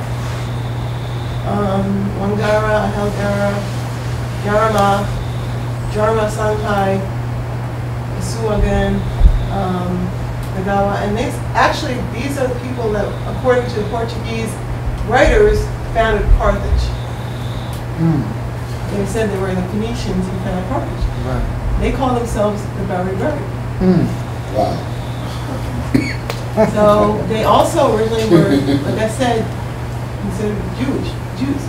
Most of them were considered Jews, and that's how that tradition is now. It's being brought up by different peoples in Africa, like the Yoruba have a group around them that are Jewish too. It's because these people came down, and actually, they used to say that Jewish people founded Ghana and all that stuff, but it was these people, not European Jewish or Syrian Jewish, just Songhai, the Songhai people, otherwise called Sonic. So, regular Berber, or Berbers. They call themselves Berber. They came from the north of Africa, originally down and founded these early civilizations, like Gal, like Dar-Tichit, Dene. So they were traders, they were gold miners and goldsmiths and gold miners, gold traders. So golden traders of the Moors, that's where we get that. There's Dene. Of course, Tuareg founded with them Timbuktu. This is Dar-Tichit. You notice all these civilizations look the same. And they're the same across the Sudan and Sahara. And originally North Africa. They were covered with, a lot of these towns were covered with white paint. And called the white towns of the Sahara. These are also, these actually are combination living in Libya now, northern Libya, includes the Berbers. There's a bunch of the Zanata, people called Zanata Berbers. So that's their town. You see it looks just like Carthage. Ancient, these very ancient towns. Going back, to 2,000 years ago. These are the people that had no history. Isn't that something? Here's the belly. Belly's a gawa, and I talked about the belly. Important about them is because one of their groups was the Al-Kain among the Sulaim. And there are the miners of the Sulaim that I mentioned in the medieval period too. The Sulaim tribes of northern Arabia and the Medina region. It's called Harat Sulaim.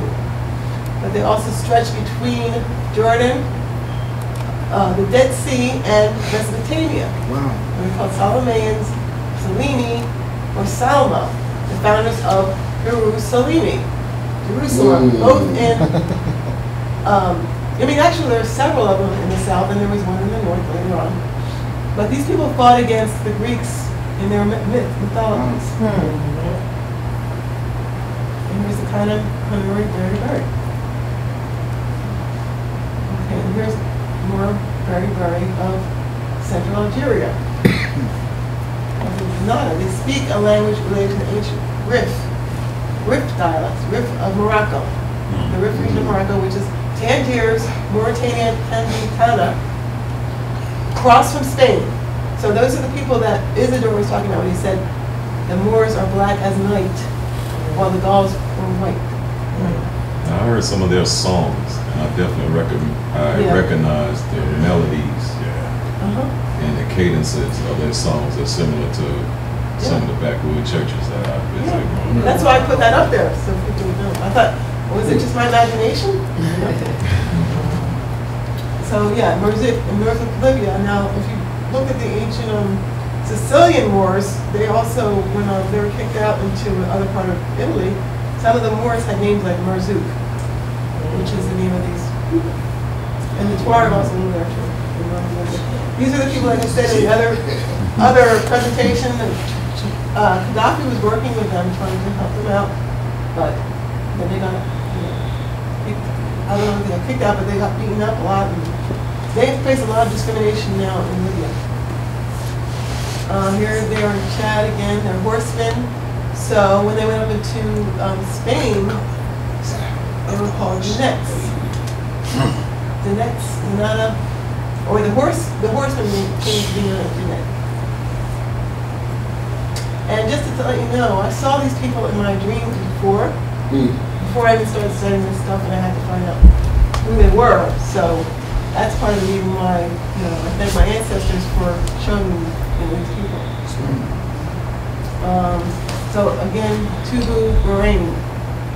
Now the Tubu are also important because the Hawatite people as well that I showed you. The Hivite people in Jordan who also occupied the Tehama.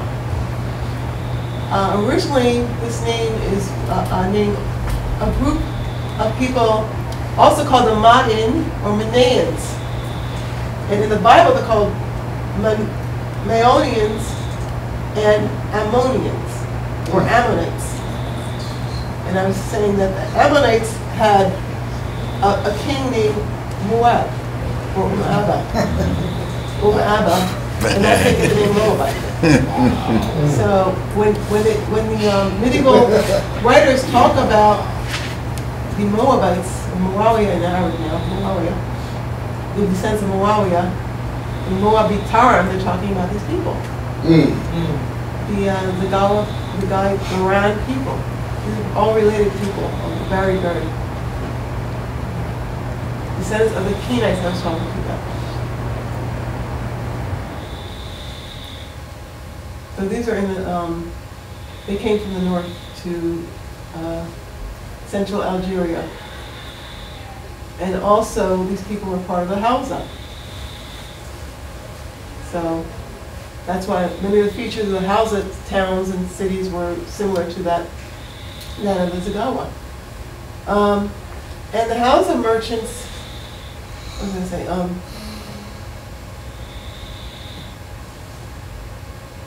There's a book out about the Hausa related to Canaanites. It's something about Canaanites and Israelites centered. Africa focused, Canaanite Israelite centered. And it's a German scholar that writes about it because their traditions are all about coming from Canaan. And a lot of the traditions of Africans are about coming from Canaan. So when people in this country start saying that we're talking about something, or I'm talking about something that's not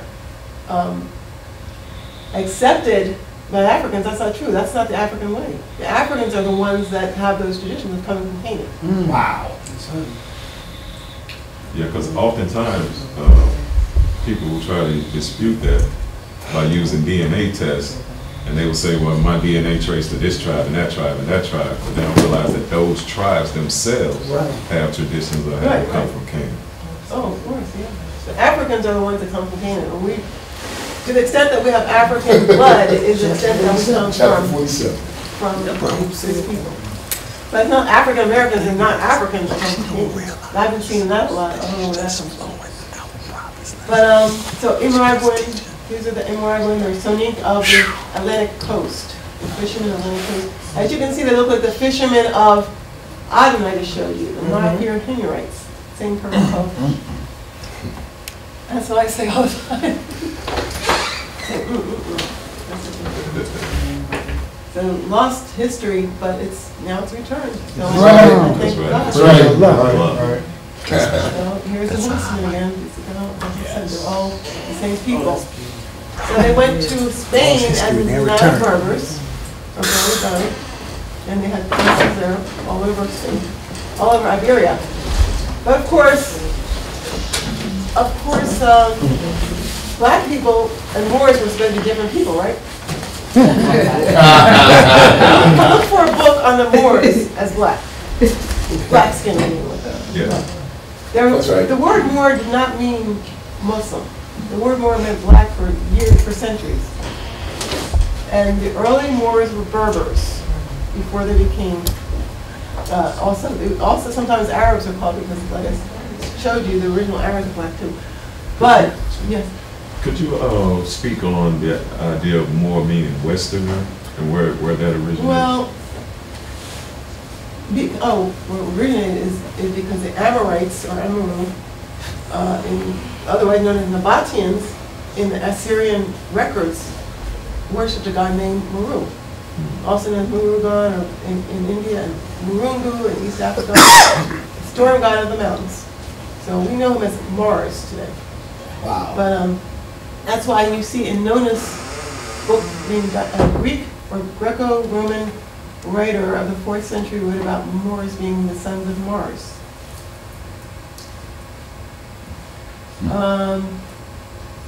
Okay, so yeah, the Portuguese writers who came to North Africa apparently were told that these people, the Berber ancestors of everybody in here, founded Carthage.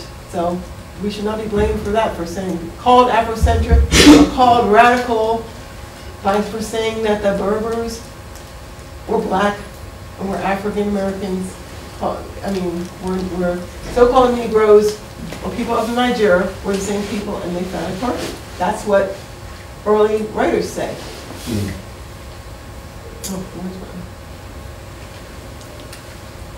In Carthage, you see, it looks just like any of the old cities. Is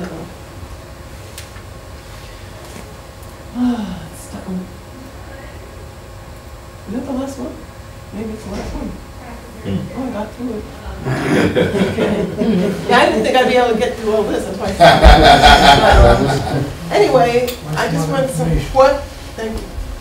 some questions, because I don't want people going from here thinking, is anything that was like exaggerated. Yeah. The etymology or the origin of the word berry, Berber. Well, as I was saying, it's probably related to that word Yubir or Hubir.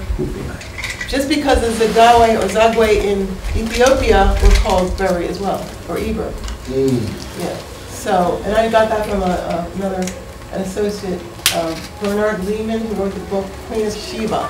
So it's very probable that the word is related to the word Hebrew. So, but you have to be a linguist to really figure that out. And he's a linguist, so. And all the same people, the Zagwe and the Zagawa and the Zagai and the Sugai. The word Songhai comes from that word, Zage or Sugai or Suagai. So the Waga Castle, that's the Spanish translation, Azawaga of Zuwaga or Zagawa. And Songhai is a west, is a further southwest translation. Songhai was Sugai originally. So Berber is not a Romanized form of barbarian. No, Be the clear. word Berber has nothing to do with barbarian. There is a word barbarian, but that's a different word. Okay. They were written originally differently. And that's my associate, the Jewish guy I was talking about. He also writes about that they're the different words. He also I don't know this picture. No, but anyway, does that answer your question? Yes. Okay. What was the author's name you were suggesting again? Berry or whatever? Oh, Tariq Berry. Tariq Berry. The Unknown Arabs. And he has an That's interesting... B-E-R-R-Y? Yes. B-E-R-R-Y. Okay.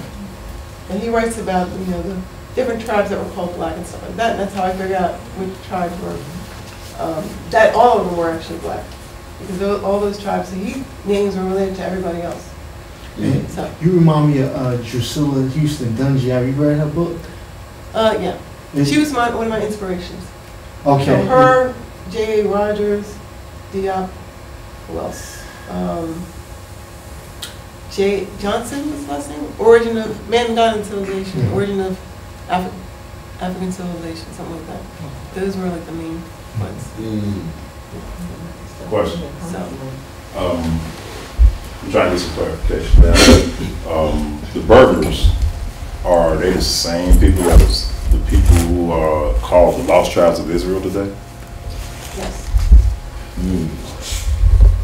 And that's us. The Berbers, or Berry, are the Hebrews. And that sounds strange, doesn't it? So, in a sense, these people in America saying that we are the Hebrews, we are the Jews, yes, to the extent that you're related to the Songhai, Mand people, Malinke, and all these people, which is a lot of West Africans, and Hausa, yes, you are descendants of those people, but not only that, the Canaanites, as well as the other tribes of Israel. So nobody else was mentioned in the Bible but those people. Right. So anybody want to come at me with anything, I'll show you that nobody else is mentioned in the Bible. Wow. It's just between Mecca and the Horn of Africa. And in the Horn of Africa, after they started colonizing, after the Ethiopic Wars, which Josephus talks about. Josephus was an ancient Roman who was Judaized and talks about, where the Hebrews came from. So after the Ethiopic Wars, Lahumim, Latushim, and all these people, got spread abroad. The Canaanites got spread abroad. And, some of them went to Aegean. In fact, in the 6th century, you find texts written at that time saying that the coast of the Aegeans belonged to Ham. Wow. So apparently a lot of these places were still occupied by, dark-skinned black people. I know Jericho in Syria is, or Israel is. So they were actually called the Black Syrians, or Cappadocians, Black Syrians. Wow. So Berry was the name for the people of Niger, or Negroes. That's where that word comes from. So that is what we are. Berry, or Berbers. The people in the north of Africa are mixed with all kinds of different people. Not, Vandals, people from Genoa, the Andalusians, hundreds of thousands of Andalusians came into Morocco and Algeria, into the Rif area, exactly where the Masmudi used to be. And the Masmuda, Kitama, and Sanhaja were called, those are the three major ethnic groups of the Berbers, were called black in the 10th or 11th century.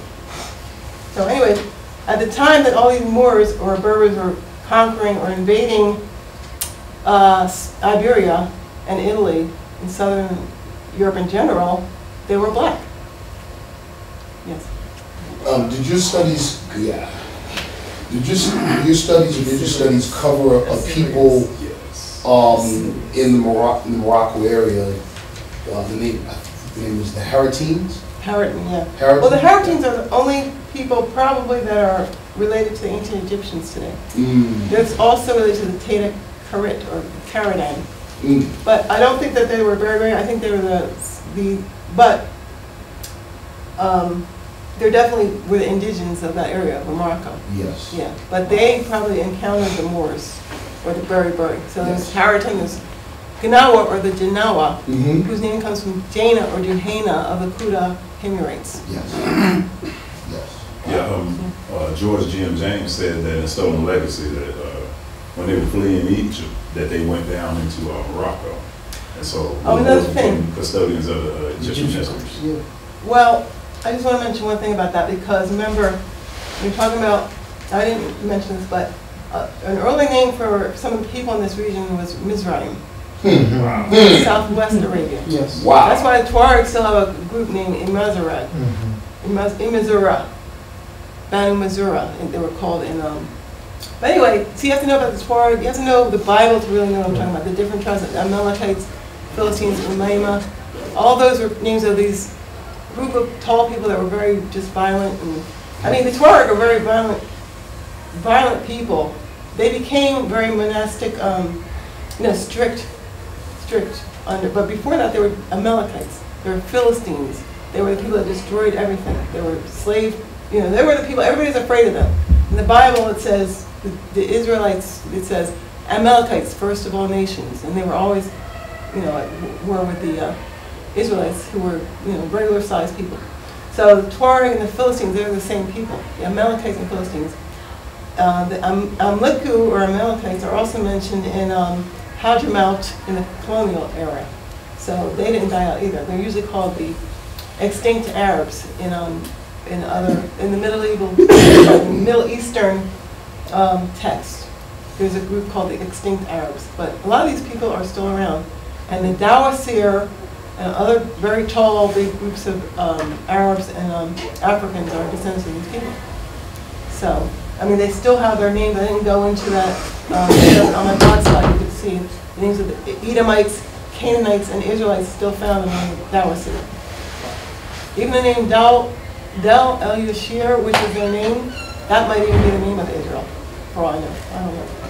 But I know it's either Ashir, Yashir is either the word for Assur, which was Medianite, or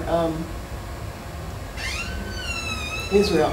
So it's one of those. I'm not sure. But the word Israel, actually, according to the ancients, is related to the name Saturn, and that was the name for these Assurim. That's where the word Assur comes from. Assur, Cronus is C-H-R-O-N. Yes. The Greek Cronus, it comes from that word, Saturn. And they were said to wear their hair in a, some of the Arabs wear their hair in a, I forget if it was this way or around, in imitation of Saturn, because that was like their ancient name. That was their ancient god, Saturn, and then Cronus Jupiter took over, or what they called Zeus, yeah. Zeus took over. It was basically the same as Yahweh, but that's another story.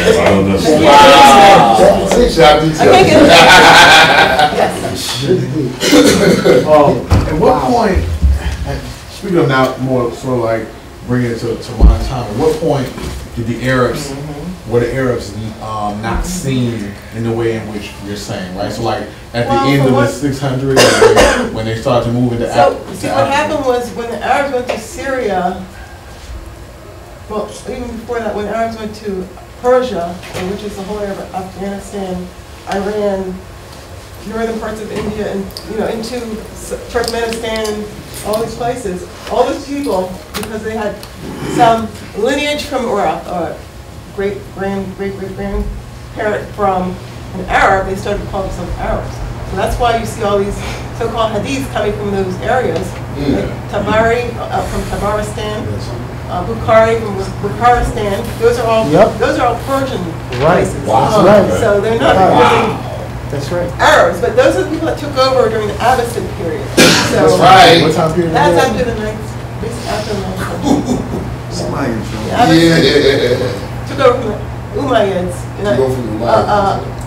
Not Umayyads? Yes. Yeah, Umayyads. And I showed it on my Facebook what the Umayyads looked like. They were same as I showed you. what they portrayed, the Umayyads, did you see it? I don't remember. Oh, okay. I wish I had it here.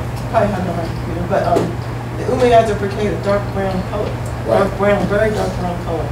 By the Byzantines, who knew them. So when people talk about Arabs and Africans in the very beginning of like when Prophet Muhammad, after Prophet Muhammad passed, a lot of times we hear, especially in the Afrocentric circle, well, Arabs, they came and they went into Africa and they messed up the Africans and et cetera, et cetera. How do you, what does the history say about that in reference to, are we talking about two different people? Are we talking about similar people? Well, like I said, there are different ways of Arabians into Africa, and that was the last one. The Muslim wave was like one of the last waves. There's the Halal tribes, they were the ones I just showed you, of the Halybe, who now belong to the Halybe, to the very black, or black as lava then. Those are mixed people. Black as lava, and they came in North Africa. So, yeah, they did destroy certain things. Not the whole, like people try to say, the whole Sahara or something. But they were very, they took over a lot of places. You know, there were slave traders and all that. But most of the slaves originally were from the north, not from Africa. Originally, most of the slaves were from north. Most of the people that, the so-called Zanj slaves, most of that was not Africans, it was Arabs. Arabs that settled in Iraq, too. And most of the black people in Iraq, I'm sure people know by now because they've put it all over the internet. According to the Arab news, what's it called? Arab Press Service. Al Jazeera? No, it's called the Arab Press Service. This is before Al Jazeera. They put in the news that most of the blacks in Iraq today are Arab, not Africans. Most of them are from the Mutafiq bin Uqayl bin Ka'b Arabs, who are mentioned as the rulers of that area up until the 1700s. So a lot of the Europeans, when they went in, they put people that look like them in power, both in North Africa and in the Middle East. So that became the new norm. Yeah. That's why you don't see some of these people, power. They're lower. They're looked down on. Even in North Central Arabia, the Qudar, who are apparently the original tribe of Kedar, are looked down on as people without a history. Wow. I have that on my blog too. You should see it. If we were to, No, I was just going to say, it's so fascinating how the history's been completely turned upside down. And I think that's why, like I've had the Oriental Institute of Beirut also contact me for papers, and which is a German center that was founded there, and then the National Strategic Institute of Odessa, Ukraine, and all kinds of people that, I don't know. They're just, I guess they're fascinated as I am. Yeah, And most of I was telling people, a lot of my followers are from Russia for some reason. Wow. So as it relates to modern geography, what constituted the ancient land of Canaan? Where was Canaan? So it's southwest, that area, like I said, south of Mecca, actually south of Asir too. It's called Wadi Kunana. And it was named after the Canaan people, sorry. Cain people. Now Canaan is also plural for Cain. But if you look at what it says about Canaan and where the name comes from in the ancient world, I think the 6th century writers in Syria were saying that they got the name from Cain. Canaan, the word Canaan came from Cain. And also Tubal Cain is related to that. Tubal Cain, the first smith. The word Cain means smith too. It's Cain actually. Did you say Southwest Europe? That's Arabia. Oh, okay. Can you expound a little more when you mentioned that Canaan, the people of Canaan, and the connection to the people of Africa? Our people from ancient Canaan, and the connection to Africa. You mentioned something. Well, actually, that's what I was just talking about. This whole thing was about that. But No, what I mean is let me clarify. Okay. What I mean is that the migration, shall I say? Yeah, well, that's what I'm trying to say is that first of all, you have to keep in mind we're talking about Southwest Arabia, and there was something called Ethiopic Wars, which were the wars with all these people. I just talked about the Israelites, Canaanites, Midianites, Amalekites, Kenites, all these people in Southwest Arabia, and they spread northward, and they spread into Africa, and even spread into Central Asia. So that was like, but that was way back. That was like over, had to be over 1,300 years BC that they started coming. That's at least according to their tradition. Without Iforas when he was born and all that. Now, the reason I asked that because we Lord's in here, and you're actually saying something that is in our Holy Quran. You're saying exact, almost word for word, just in your way. It's detailed. Yeah, so that's why. Well, I had learned that Canaan, that your prophet had said that Canaan was in Southwest Arabia, which that's what I was fascinated with. Yep. Yeah. That's right. Now I actually knew he was dead, but I didn't know that how he could know about that. But I just found out, I'm the only one that should know.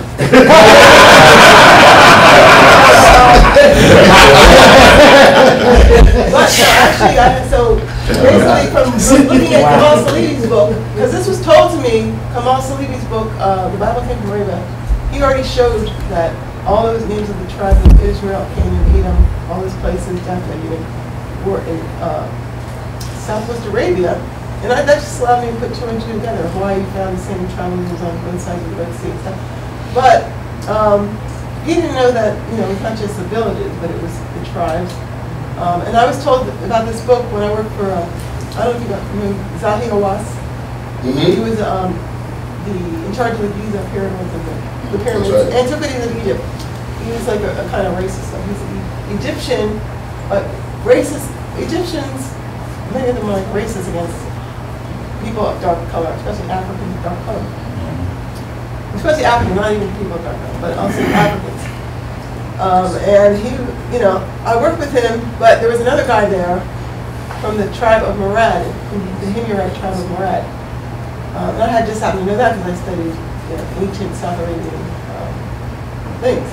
So anyway, he's telling me about Kamal Salibi, and at the time I thought it was crazy to say that all the tribes of the Bible come from, if Genesis came from Arabia, come on, I just let it go. It's only years later that some things started to click, and I looked at his book, and I'm like, oh wait, okay, now I know why the colonialists said that the river Farad meant the river in Yemen and not, way up there, because the 4 rivers of Eden are also South Arabia. That's right. Yeah, the Jordan, all these other place names of the Bible are first in South Arabia. It's true. So, right across from Africa, the Horn of Africa. And both these people are called the same by the Romans. The Sabians, East Africa, east of the Nile is called Arabia. Not even considered that, Africa was Tunisia. East Africa, east of the Nile. Wow. East of the Nile was called Arabia by Strabo and Diodorus. Wow. I can't help that.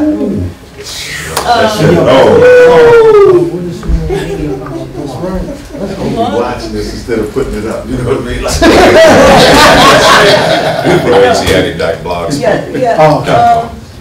Blogspot, Afroasiatics, actually, .blogspot.com. Yeah, I should have made it so long. Slumos, let's please give our sister Dana Marniche a hand. Spread the word. I don't need to. And I think as she gave us more detail of what's recorded in our Holy Quran, it also warrants being mentioned that, especially what she mentioned with those European Persian as it relates to being the authors of many of the hadiths.